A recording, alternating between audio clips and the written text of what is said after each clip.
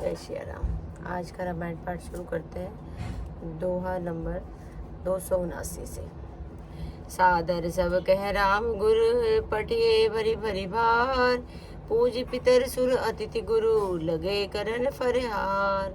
श्री राम जी ने गुरु वशिष्ठ जी और सबके पास बोझे भर भर कर आदर पूर्वक भेजे। तब वे पिता देवता अतिथि और गुरु की पूजा करके फलाहार करने लगे। विधि बासर बीते चारी, राम मुनि रखी नर नारी सुकारी। दो समाज असी सची मन माही, बिनु सिय राम फिर अब भल नाही। इस प्रकार 4 दिन बीत गए। श्री रामचंद्र जी को देखकर सभी नर नारी सुखी हैं। दोनों समाजों के मन में ऐसी इच्छा है कि श्री सीताराम जी के बिना लौटना अच्छा नहीं। सीताराम संग वनवासु, कोटि अमर बुद्ध सरिस सुपासु। परिहरि लखन राम बेदे, जय घऊ बार बाम विधि ते।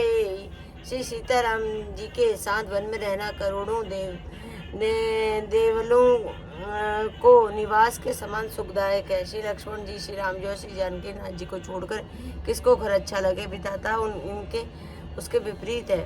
दाहिन दयु होई जब सब ही, राम समीप बसिए बन तब ही।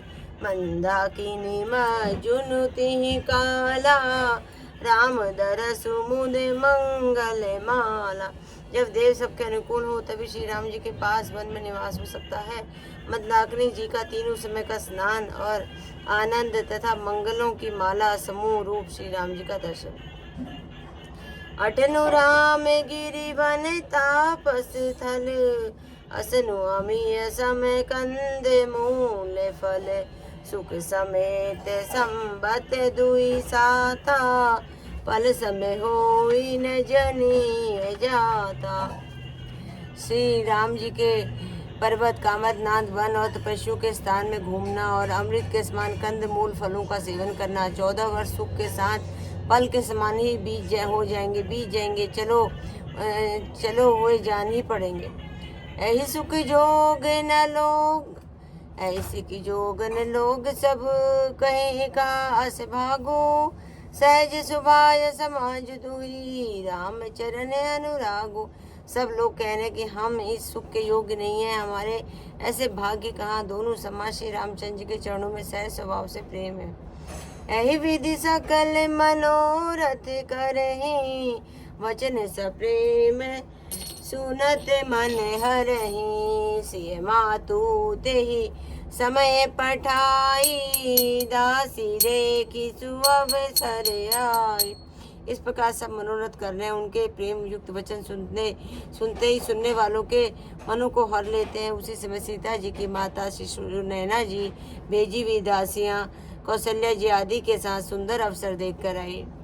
सावकाश सुनी सब सिय सासु, आयहु जनक राज रनिवासु। कौशल्या सादर सन्मानी, आसन दिए समय समानी। उनने यह सुनकर कि सीता जी की सब सासुएं इस समय फुर्सत में हैं, जानकर निवास उनसे मिलने आए। कौशल्या जी ने आदर पूर्वक उनका सम्मान किया और समयोचित आसन ला कर दिए। सील स्नेहु सकल दुई ओरा, द्रवहि देखि सुनि कौलिस कठोरा। पुलक मिथिल तन बार बिलोचन, मन नख लिखन लगे सब सोचन। दोनों ओर सबके सील और प्रेम को देखकर और सुनकर कठोर वज्र भी पिघल जाते हैं। शरीर पुलकित और शिथिल है और नेत्रों में शोक प्रेम के आंसू हैं। सब अपने पैरों के नखों से जमीन को खोदने में और सोचने में लगे हैं। सब सिय राम प्रीति की सुमूर्ति, जनु करना बहु बेस बिसुरती। सिय मातु कह विधि बुद्धि बाकी, जो पय फेनु फोर पटाकी। सभी श्री सीता जी की प्रेम की मूर्ति सी है और मानो स्वयं करुणा सी ही वेश है। धारण करके विसूर हो रही हैं, दुखी हो रही हैं। श्री सीता जी की माता सुनैना जी ने कहा, विधाता की बुद्धि कहीं बड़ी टेढ़ी है, जो दूध के फेन जैसी कोमल वस्तु को वज्र की सी टाकों से फोड़ रहा है, अर्थात जो अत्यंत कोमल और निर्दोष है, उन पर विपत्ति दे रहा है। सुनिए सुधा देखी अहीं, गरल सब कर तूत कराल, जयते काक उलूक बक, मानस सुकृत मरा।